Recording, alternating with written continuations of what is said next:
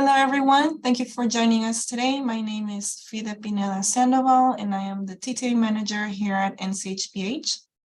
Welcome again to our webinar on Conquering Diabetes Therapeutic Inertia, Patient Engagement Strategies, brought to you by the National Center for Health in Public Housing. Before we begin, just going to go over a few housekeeping items. This is just a reminder to everybody that all participants are muted upon entry. Please make sure that if you have any questions, any comments, or any promising practices that you would like to share with us related to today's topic, please make sure that you'll include that in the chat. Also, raise your hand if you would like to unmute your line, and this meeting is also being recorded. The slides and the recording link will be sent via an email after today's session. And today we will be conducting a few case study activities throughout the webinar session. Therefore, we kindly ask if you can please go to menti.com.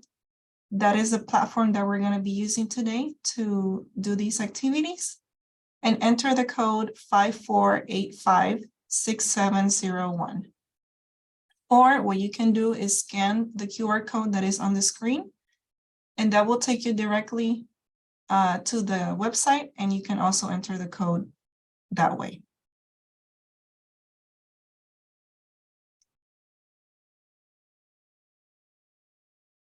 And I can see that the code has been put on in the chat as well. All right, and then before we begin, this is just a little bit of more information about our organization, the National Center for Health in Public Housing. The mission of the National Center for Health in Public Housing is to strengthen the capacity of public housing primary care grantees and other health center grantees by providing training and a range of technical assistance. NCHPH is a project supported by the Health Resources and Services Administration and is a national training and technical assistance partner that is 100% financed by this grant. The information presented today are those of the author only.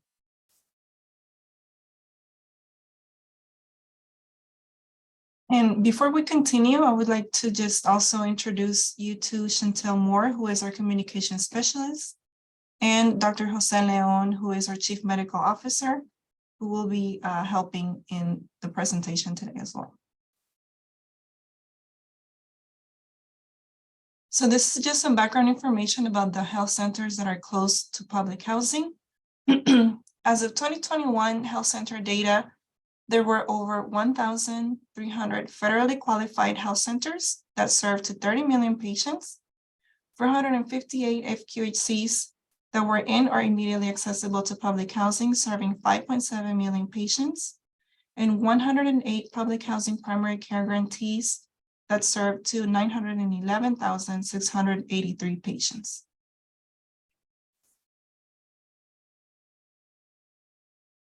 So now we have some public housing demographics data. This is based on 2022 HUD Resident Characteristics Report. So there were 1.5 million public housing residents, 2 persons per household, and which 38% were disabled, 52% were white, 91% were of low income, and also 32% were female-headed households with children.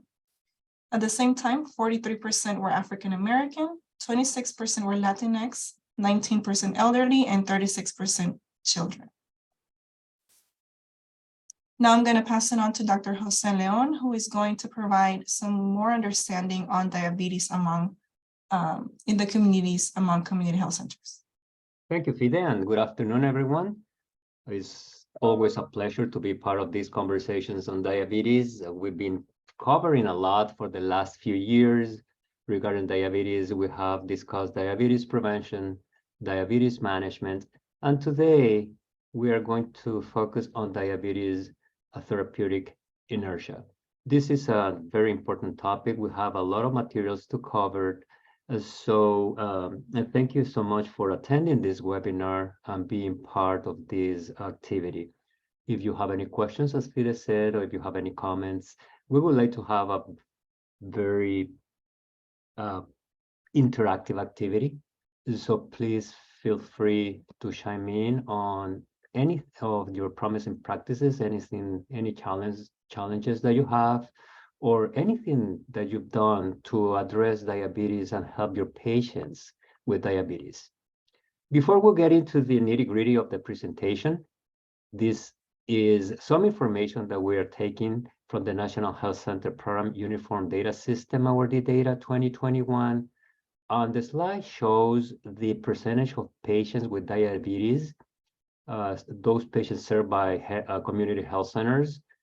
And if you see all health centers and those serving public housing primary care grantees, the percentage of patients with diabetes is around 10%. But when we see those health centers, or when we include those health centers serving those who are in or immediately accessible to public housing, the percentage increases to 22%. So this is something that we need to keep in mind. And if your health center is located in or immediately accessible to public housing, make sure that diabetes is one of the topics or priorities that you are covering. As a reminder, diabetes is a priority for the Health Resources and Services Administration, HRSA, since 2016. And we've been working with all health centers since 2016 to address any of these issues. So before we get into therapeutic inertia, we have some icebreaker and some case studies that we would like to discuss with all of you. So I'll turn the presentation over to Chantel. Thank you, Dr. Leon. But before we do that, next slide, please. Sorry, Chantel. Just a quick overview of what we are planning to cover today. We are going to define therapeutic inertia. We are going to discuss tips to engage patients in their diabetes management and review some self-assessment tools and conversation guides. This training is or was or has been produced by the American Diabetes Association. I have had the pleasure to be part of the group of clinicians reviewing the latest clinical quality and standards of care, diabetes standards of care.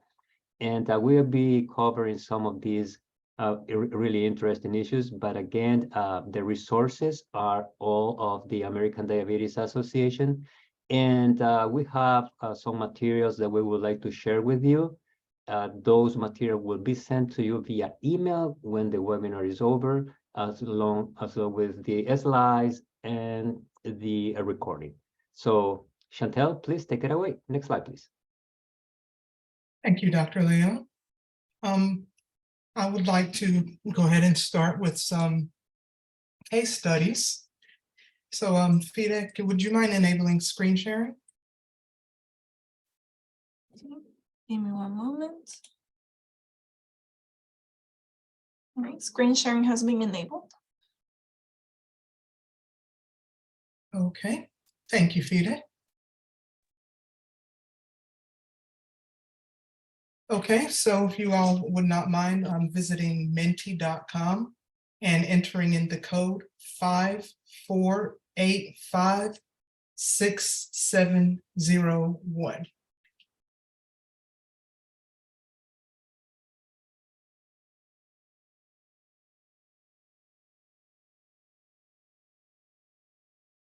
Or you can also scan the QR code with your mobile device if you're using a desktop.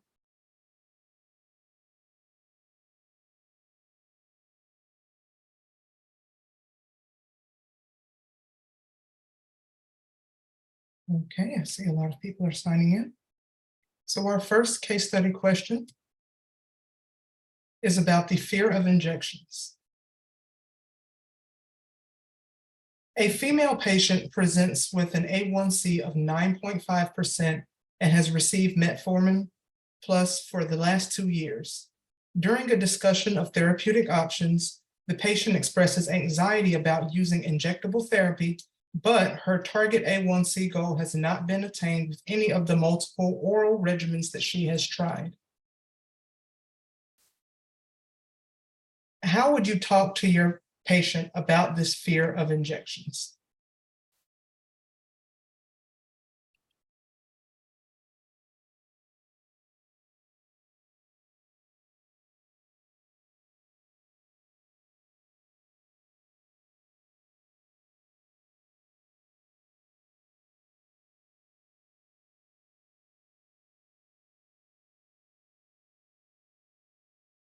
Okay, that's a good one. Have them explain the fear more, because you never know where it's coming from.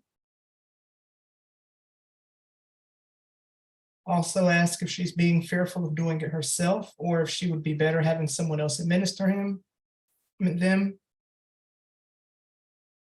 All right, we are going to get ready to proceed to the next question. Okay. Before we do so, we also have people saying to ask if they have their own pharmacy, discovering past experiences. All right, so we're going to get ready to proceed to the next case study. Uncontrolled diabetes. A 59-year-old male clerk comes for a diabetes assessment. He walks 30 minutes per day and consumes a healthy vegetarian diet. He does not smoke or take alcohol. He is taking metformin 1,000 milligrams twice a day. So in his examination, his height is 166 centimeters and he weighs 84 kilograms. His BMI is roughly a 30.48. His examination indicates a blood pressure of 130/90, and his heart rate is 79 per minute. There are no other significant findings.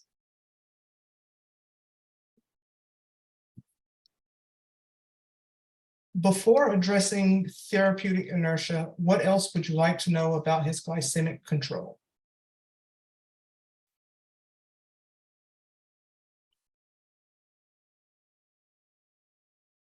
A1C.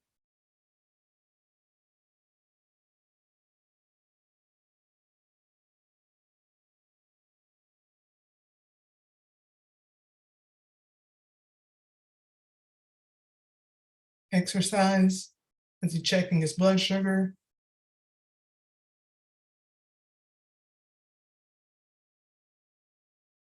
Okay, we are going to proceed to the next question. Negative beliefs. My mother had diabetes, and it was no big deal to her for over 20 years. She rarely saw a doctor and never paid much attention to it, and it never really bothered her. But then her doctor finally convinced her to start insulin, and bam, over the next year, she started having serious problems with her eyes, and then there were terrible pains in her legs. In fact, she eventually lost most of her left leg. No doubt about it, insulin was the culprit. And now you want me to start insulin? No way. How would you address this patient's negative belief?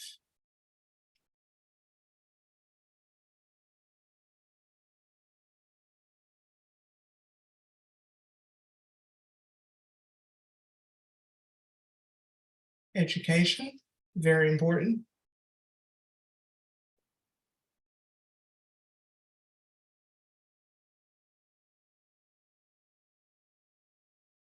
Explain the disease process.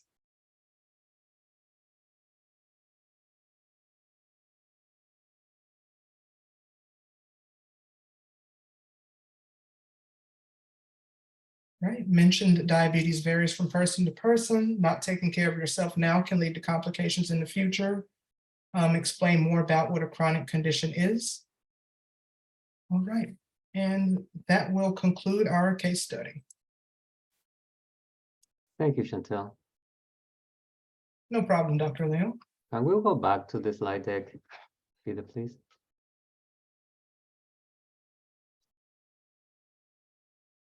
And you. There we go. Thank you so much. So thank you so much for participating. This is extremely important. We have covered 3 potential issues when we are going to discuss a therapeutic inertia with our patients. First is the fear of injection. That is one of the main concerns. Based on some studies, 50% of the US population is afraid of getting injections. So this is not something new. This is something that we need to discuss with our patients. We need to let them know that diabetes is a chronic condition that is going to be progressing over the time. And so we need to make sure that they understand why sometimes it's necessary to move forward with either another oral medication or with insulin or glucagon or anything, you know, that is we have plenty of medications and drugs. So let's make sure that we understand the patient's needs, their beliefs. We also saw another case specifically regarding some beliefs about insulin. And this is something that is completely frequent, specifically if you deal with minority populations. We need to make sure that we also address cultural competency issues, so that we make sure that we understand our population, their beliefs, and by doing so, we are going to provide better services to our patients. In regards to therapeutic inertia, therapeutic inertia is one of the reasons why the glycemic control in the US population with diabetes has been stagnant for the past 2 decades. We've been trying to improve the numbers, not only health centers, but private clinics, but everyone is working on making sure that we address this issue, and yet it's been very difficult to do. So what we have to do is making sure that we are helping our patients. But by definition, therapeutic inertia is the failure to initiate, intensify, or they intensify sometimes the medication therapy when therapeutic goals are not met. This could include starting a new medication, changing a medication, modifying a dose, or combining medications, or even sometimes the intensifying therapy if the goals are not being met. Now, the therapeutic inertia can be present at diagnosis or at any stage along the patient's treatment journey. So we can have a new patient, we can have a follow-up visit, we have a patient who we just discovered has a complication, and any visit, any appointment, any in-person appointment or visit, or any virtual visit is always a good time to address this particular issue. So we need to make sure that even though we're doing all that we believe is the right thing to do, therapeutic inertia can occur despite having clear definition of the targets that we are planning to, that we have in place with our patients. Even we know and the patient know what the benefits are if we achieve glycemic targets. Even with the new medication and effective therapies are available, we can have therapeutic inertia. And even if we have algorithms in place, and we are going to briefly discuss about the algorithms that we can have in place. Next slide, please. So achieving glycemic target has many benefits, and achieving goals early in treatment leads to the additional benefits of developing a legacy effect. And I would like to underline the legacy effect, because this has been mentioned in several studies in UK, in the United States, since 1998. And what we have to do to try to keep the A1C below 7%, which is the recommended by the American Diabetes Association. And we know that by doing so, we are going to help our patients and to avoid complication, and at the same time making sure that there are no other conditions that are going to affect our patients. But in general, if we help from the very beginning our patients to reach their goal, there will be a reduced number of patients that will need hospitalization. We are going to decrease the outpatient costs. We are going to have better outcomes if we lower the risk of complications for our patients. Next slide, please. So timing is everything in type 2 diabetes treatment, and we know that. So the key concept in therapeutic inertia is acting quickly. We need to act fast, and we need to try to achieve the A1C goals for all patients within 6 months to 1 year of treatment. By doing so, we know that we are going to help our patients reduce all the burden that they have. However, if we delay intensifying treatment or adjusting treatment after 1 year. There are several studies that show that it's going to be more difficult for us to achieve those goals, and at the same time, patients can have complications early if we do not adjust these medications. Next slide, please. Now, there are many contributing factors to therapeutic inertia, and we need to address all of them. But literature says that there are clinicians-related issues, patient-related issues, and system-related issues. For this particular session, we are going to focus a bit more on patients-related issues and how we can help our patients to address all these concerns. Next slide, please. So we'll go over an action plan that we need to have in place, that our health center needs to have in place in case we don't have one.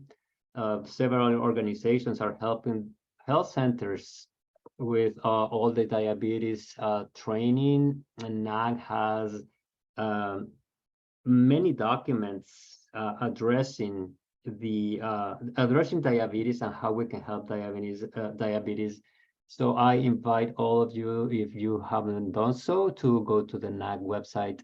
Well, you also can go to our website, www.nchph.org, and you will find several subjects or several topics related to diabetes and how we can help our patients. But in general, overcoming the therapeutic inertia involves implementing best practices that address previous contributors. In case we don't have an action plan, we need to develop one. So it's an effort that it has to be done not only by clinicians and the system and the health center, but we need to include patients, we need to include relatives, we need to include those who are involved in the care of our patients with diabetes. Next slide, please. So our very first action item is we have to identify our high-risk patients with type 2 diabetes who are not at target goals. Next slide. So how can we do that? We can do it by just going over our electronic health records and identify those patients who are a higher risk, either patients whose A1C is over 9%, or those who are between 7 to 8.9%. These are patients who are not well controlled, and we need to prioritize these patients. So what we have to do is to identify them, use our electronic health records, making sure that we are identifying our patients who are at higher risk to developing complications. Next slide, please. Once we have a list of patients, that are high-risk patients, then we need to make sure that we understand why our patients cannot get the goal. And we need to use the electronic health data that we have, record data that we have. In other words, we need to ask ourselves, have these patients had an A1C in the last 6 to 12 months? If not, have they seen or have they come to the clinic in the past 6 months? And in these 6 months or 12 months, have we made any changes to the treatment, and whether or not we have referred patients to the available resources that we have in the community? Those are questions that we need to make sure that we address even before we talk to our patients. Next slide, please. Then our action item number 2 is we need to identify and prioritize reasons for not achieving the goals. So next slide, please. Again, we are going back to the same, to the previous slide, and see if we are having some clinicians related issues, or these are more patient related issues, or these are health clinic related issues, or health center related issues. In the past, we are just coming from a pandemic, and that was a big, huge contributor. And all the quality assurance numbers came down, and they get worse. And not only the diabetes numbers, but anything that we were doing, cancer screening. When we review the cancer screening goals in the data that you provide to HRSA, we saw that they were not good. The vaccination goals or targets that we had went down as well. The diabetes, all the cardiovascular diseases. So sometimes we have factors or contributing factors that are not something that we can control. But for others, we need to make sure that if we have the resources and if we have the training, the necessary training, those are the ones that we need to address first. Next slide, please. So every time that we have, we identify our patients, that we know what the issues are, we need to ask ourselves 3 questions. First, what are the major drivers of the therapeutic inertia in the organization, in the clinic, in the health center? Then, which drivers are the easiest one to address first?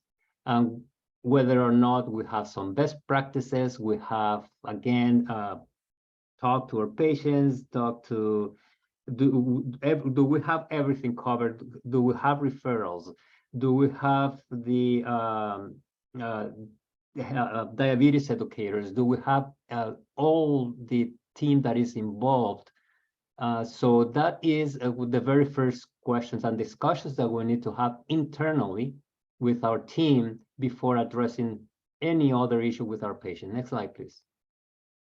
So once we have all the conversation, the quality assurance conversation, the next step is let's try to implement a team-based approach to fight this issue, this therapeutic inertia. Let's spend some time with the team-based approach. Let's see what we can do for the patients. I really, really recommend that if you look at the ADA standards of care, you will see how you can implement care management for your patients with diabetes. Next slide, please. So we need to remember that the diabetes team and members are the key elements of care and the foundation of the diabetes management. So in addition to prescribing the medications, let's make sure that we are addressing social determinants of health. Let's make sure that patients are being referred if we are not offering diabetes self-management, education, and support. Let's make sure that patients are receiving medical nutrition therapy. Let's make sure that we have patients receiving all the care that they need, because by doing so, we can't say without first addressing all these issues, whether or not this is a therapeutic inertia issue. If you remember the second case study that Chantel showed, that is about a patient who is a patient on metformin, 1 gram twice a day. The patient was vegetarian. The patient had basically most of the other issues covered. And when I'm saying issues, I'm referring to the nutrition, the exercise that we always promote. The question is whether or not the patient is doing it. So we need to go back, and before making any changes, before adjusting any medication, make sure that the patient is following the instructions as they should. Is this patient really taking metformin twice a day? Remember that metformin is one of the medications that can produce some side effects, for instance, diarrhea. Many patients refer to have diarrhea, and many patients don't like the medication. So is the patient taking the medication? And if so, is taking the medication the way that we have prescribed, twice a day, 1 gram? is the patient, even though the patient saying that it has a vegetarian diet, are we covering other determinants of health? Does the patient have access to the medicine that we have prescribed? Does the patient have access to healthy foods?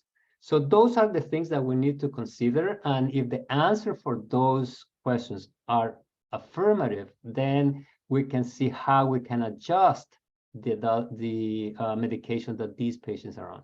Next slide, please. So we need to include all our team, and this is going to depend on the capabilities and the staff and how big or how small our health center is. But do we have nurses in place? Do we have the pharmacists? Do we have the dietitians? Do we have everybody, the diabetes educators? Are we providing referrals to medical nutrition therapy? Is the patient receiving diabetes self-management support? If not, this particular slide has some resources, some links to resources where we can find additional information on how we can help our patients. Next slide, please. The next action item is, do we have algorithms in place? Do we have protocols to either intensify or intensify therapy efficiently for our patients? Next slide, please. So we know that therapeutic inertia exists, and it happens over the years. There are several ways that we can treat patients. We have this one in particular, which is the treat to failure approach. And if we see this chart, we see that if we address the issue only when what we are prescribing or what we are recommending to our patients is not working. So first we start with diet. The diet worked for a while, but then the patient will go back to the previous stage. So then we add the first oral medication. We leave the patient with that medication until that medication is not helping the patient anymore, and then we go back another medication. So by the time we go to what we need to be with the patient, we have 5, 10, 15 years trying to bring the A1C down to the recommended levels. And what is going to happen is that by then our patients are going to have complications, either microvascular complications, either neuropathy, or etc. But we need to make sure that this is not what we're doing with our patients. But next slide, please. So let's try to do the treat to target approach, making sure that from the very beginning, we are a little bit more aggressive, if that's the right word to say it, and making sure that we add the monotherapy or the combination therapy and diet and exercise. So we keep these A1C at the recommended level, and by doing so, we are going to help our patients, and we are going to stop the progression, or at least decrease the progression of the disease, and that's going to help us to it's going to help our patients and the organization, or hospitals, and everybody else who are involved in the care of our patients. Next slide, please. This is some of the algorithms I recommend if in case you are not familiar with the American Diabetes Association Standards of Care, to go to the this particular publication where you will find these algorithms. They will show you how to use them or modify treatment depending on the needs of your patients. We are not going to spend a lot of time on this because this is another presentation that we have in the next few weeks or months, making sure that we understand the algorithms and we help our patient based on these evidence-based treatment guidelines. Next slide, please. This is another example, another algorithm developed by the American Diabetes Association, making sure that if possible, we can link these algorithms to the electronic health records, making sure that all clinicians have access to them, and individualized treatment. These are general recommendations, but making sure that somehow we individualized all these algorithms based on complications, based on the age of our patient, based on the needs, based on the blood work that we get back from our patients. So this is something that we need to make sure that we offer in a personalized form to our patients. Next slide, please. So then we have, we need to leverage technology. Next slide. We have several research papers regarding how we communicate with patients, what we do with our patients. And there are several technology platforms that we can use today. Telemedicine was highly used during COVID, but other health centers are promoting, and I could say that these are some promising practices, communicating with patients via text messages, having these virtual visits, recommending some applications, some apps that have been developed, and some self-tracking tools for some patients. Next slide, please. So what we need to make sure when we have this particular action item is whether we can use this technology, whether the patients can use this technology, if there's something that we are missing and we can incorporate, and can we train providers, can we train our patients on how to use this technology? Those are the questions that we need to ask ourselves before offering any of these solutions to our patients. Next slide, please. Our next action item is whether we need to empower our patient with type 2 diabetes to actively manage their diabetes.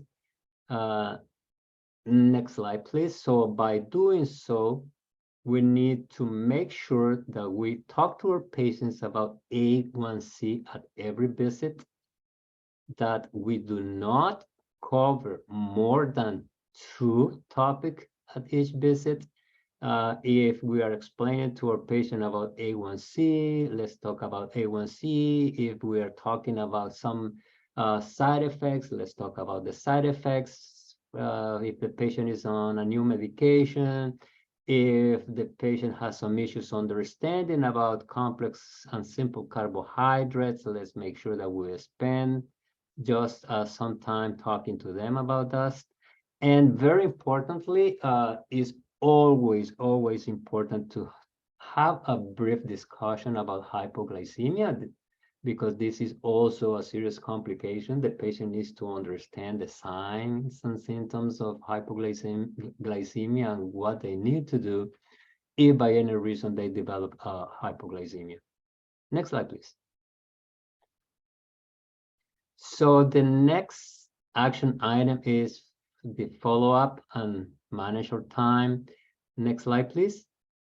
One of the biggest concerns that we have at the clinic level, specifically health centers, is all the bureaucratic activities that we have in place, making sure that we address those issues, the burnout, the staff shortage, and everything else. And so this is something that can be sometimes distracting from the clinicians, from those helping the patients.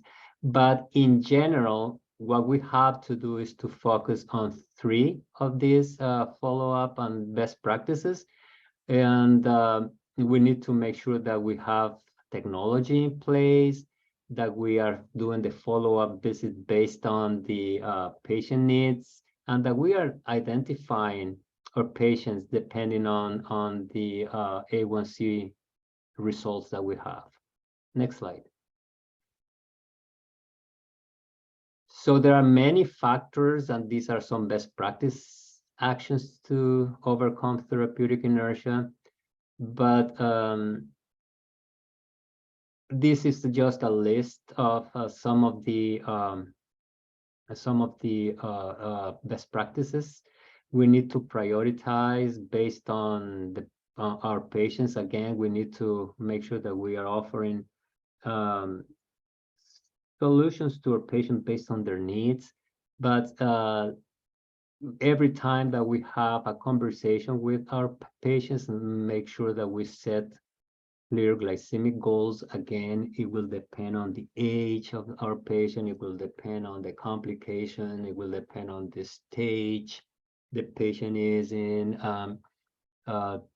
If we have a patient who is an old patient with other chronic conditions, we are not going to ask the patients to be, I mean, ideally, we should try to have the patient at 7 or less than 7, but sometimes that is not possible. So let's make sure that we have specific goals, that we empower not only our patients, but the family and the team members, that we have the technology. If we don't, let's see what we can do to address that issue, and making sure that we have or that we get some of the new technology to help patients. And we cover diabetes and technology in a previous webinar. In case you are interested, this is a topic that was covered probably a month ago, and if you go to our diabetes page, you will find this interesting webinar and topic covered by one of the subject matter experts at the American Diabetes Association. We need to make sure that we also address anything that is patient related, that the patient needs to recognize that this is a disease that is progressive in nature, that treatment is going to change, that the patients understand that this is a disease that is going to require medications, that is going to require some changes in diet. Sometimes the patient is not exercising, and the patient needs to use technology. There are a couple of things that we need to keep in mind when we talk to our patients. Some diabetic patients believe that if they are taking the medication, they don't need to do something else or adjust something else, especially those patients with who are on insulin or any of the injectables. I had a patient, a Hispanic patient, and this is a real case that he was telling me in Spanish something like, if you pray, no, if you are a sinner but you pray, you tie the game, something like that. You know, in Spanish it is, if el que reza y peca empata. It means, I mean, if I am on this medication, I can do and I can eat whatever I want. We need to make sure that patients understand the real nature of the disease. And then there are other system-related best practices that we need to support our patient with everything that is related to social determinant of health in the community, whether or not we have the technology in place, how we can support our patients, how we can address the issue of the follow-up visit of a patient with diabetes. Next slide, please. So right now, we are going to do a very brief exercise. Again, Chantel is going to help me since this is more, we are covering therapeutic inertia from a patient perspective. We are going to mimic or have a doctor-patient conversation with Chantel, trying to cover some of the main questions that we get from, or some of the more frequent scenarios that we have when we talk to patients. So, Chantel, are you ready? Yes. Okay, so just give me 1 second. Let me go back to my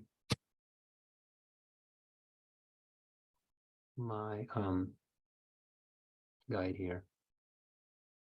So Chantel is gonna play the role of a patient who is seen by a professional, specifically regarding the medications and everything else that she's doing to address her diabetes. So the very first one that we are going to do is Chantel is coming to the clinic, to the health center, and we are asked Chantel, are you taking your medicine on a schedule as I have prescribed? Well, Dr. Leon, things have been a bit busy, so I haven't been able to take my medicines on time. I'm very sorry to hear that, Chantel. Please keep in mind that the clinic, that the health center, that the staff, and all clinicians here are here to help you. So can you tell me some of the challenges that you have to take your prescription or your medication on schedule? Some of the challenges that I have is whenever I get paid, and sometimes I may run out of medicine before my payday. That is one of the challenges, the main challenge that I experience sometimes.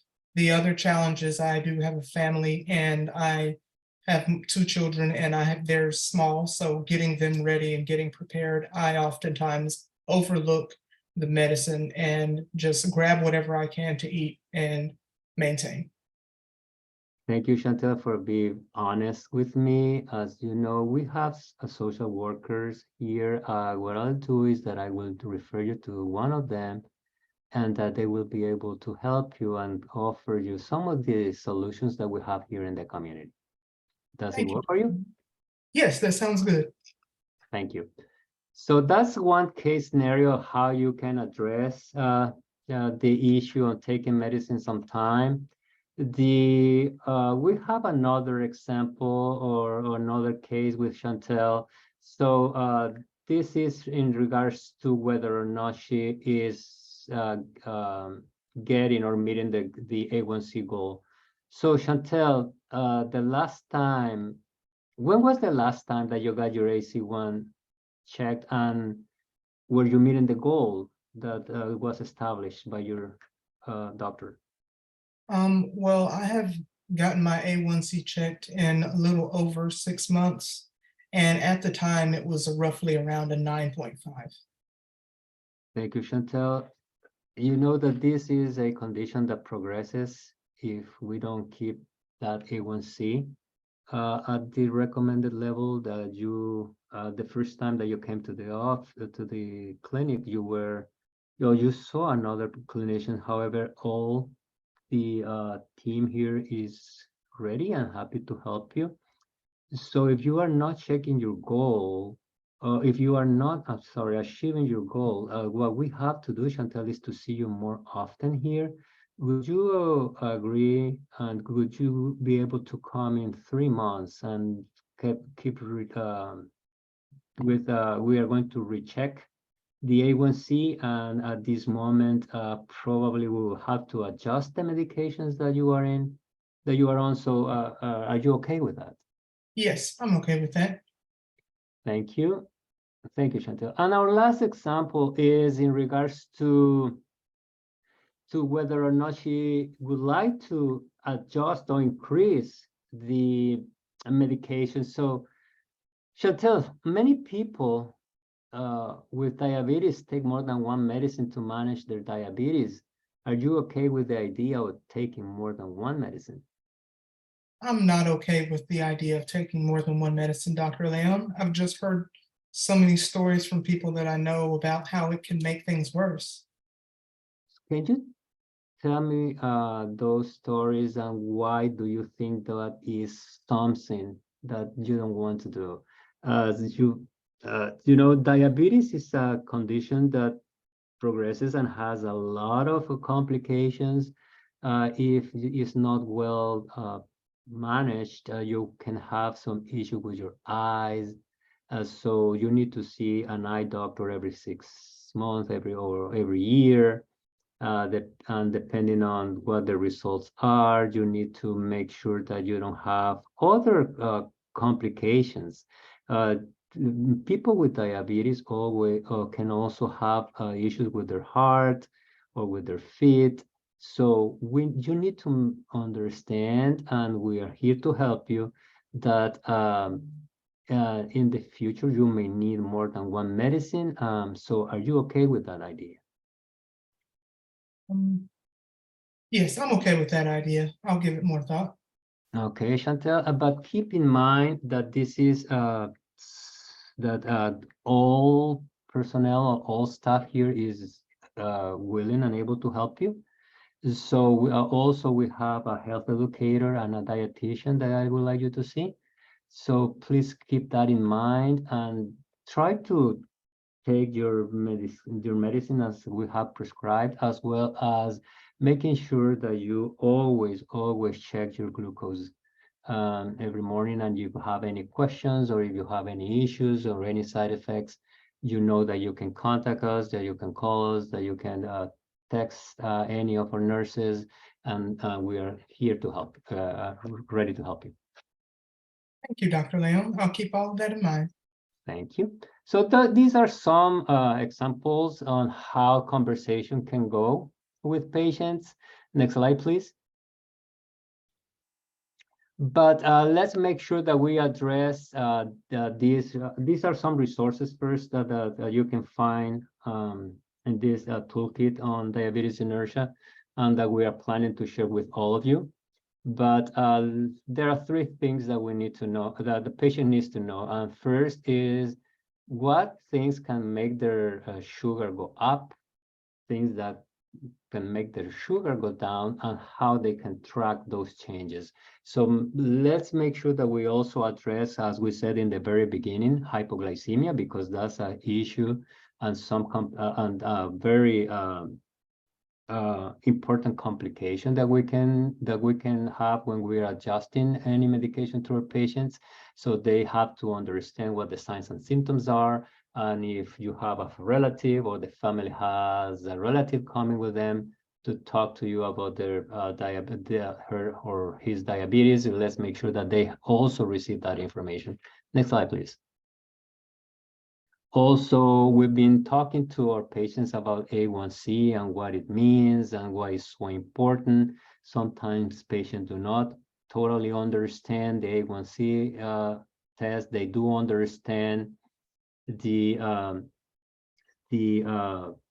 glucose that if they have a glucometer that they have every day. So this is a really interesting chart and very useful for patients to understand their A1C and what it means for each patient, depending on the A1C, what is the average blood glucose that they have. So this is another resource that you can use that we are sharing with all of you. Next slide, please. So let's make sure that we are addressing all the factors causing any influence on our patients. Our patient needs to understand why they need the medication, or why we have to adjust the medication, how they need to take the medication as is being prescribed. We could discuss, we have to discuss any side effect, any questions that the patient have. You will receive questions on whether or not this medication can take with other medications, specifically for those patients with multiple or more than one chronic medical condition. So let's try to be ready to answer all these questions. Next slide, please. So in general, all team members should have these conversations and with patients, with family members at any visit or every visit, making sure that we clarified that the disease is progressive, that it changes over time, and the importance of glycemia to get better health outcomes. That this condition changes and the treatment will change because of the pathophysiology of the disease, not because there is a failure. But sometimes patients believe that they are not following the instructions, and what is happening is that as our patients get older, they will be releasing less insulin, so we have to adjust all these recommendation and all these treatment guidelines. So let's make sure that we talk and we have this conversation with our patients, and we need to remind our patients that they are not alone, that we are working with them. We need to explore the challenges that they have to manage their diabetes. We need to make sure that we address beliefs about medications. We need to evaluate the social determinants of health, and we need to reinforce the importance of self education management and the nutrition therapy. Next slide, please. So we have some best practices that we can use depending on the conversation that we have with our patient. Next slide, please. And this is some fact sheets on how to tackle a therapeutic inertia when we talk to our patients. Next slide, please. Again, and more information and more resources on how we can create personalized approaches to our patients and making sure that we address all these issues with our patients. Next slide, please. So Fide, take it away. Well, thank you so much, Dr. Leon, and thank you, Chantel, for the really nice case studies that you guys presented on and all the information that was shared. We hope that all this information was useful to all of you as well. And now we're going into our Q&A session. So if you have any questions or any concerns that you would like to share with us regarding their diabetes therapeutic inertia, please make sure that you submit them in the chat or in the questions box. So we're going to give everybody just like about a minute or two to submit your questions. And in the meantime, we did receive a few comments, Dr. Leon. One was an anonymous comment saying community clinics patients has very limited or not access to a nutritionist or mental health support. That is true. And again, it will depend on where you are located. Either you are in a rural or urban area, where depending on the location of your health center, depending on the size of the health center. But it's very important, and I always do this. I always refer CHWs and patients to the American Diabetes Association website. There is a phone number and 1-800 number for patients who need assistance with some of these issues. So if you have a patient and you don't have the resources, make sure that you refer this patient, your patients to this website, and they will be able to talk and they will be referred to the resources that they need. I totally agree with that, Chantal. I'm sorry if you did. Thank you, Dr. Leon. And then next, talking about CHWs, we also received another comment by Barbara. She said, I believe the diabetes self-management classes needs to be mandatory or part of the treatment.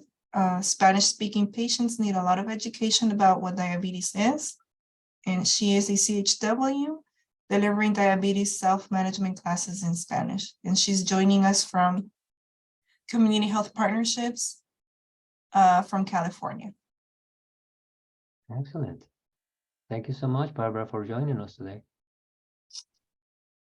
All right, so at this point in time, we do not have any additional questions or comments.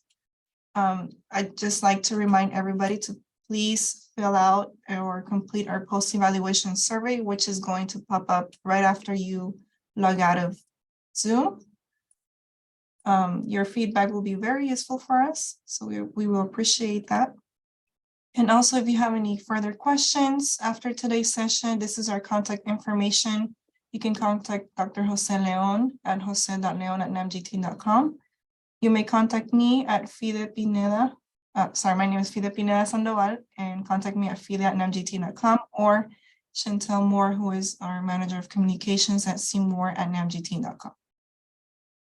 Thank you so much, everyone. Thank you, Fide. And quickly, to remember, we have a portal, a resources portal. So if you go to our website, you will find all this information on diabetes and other issues.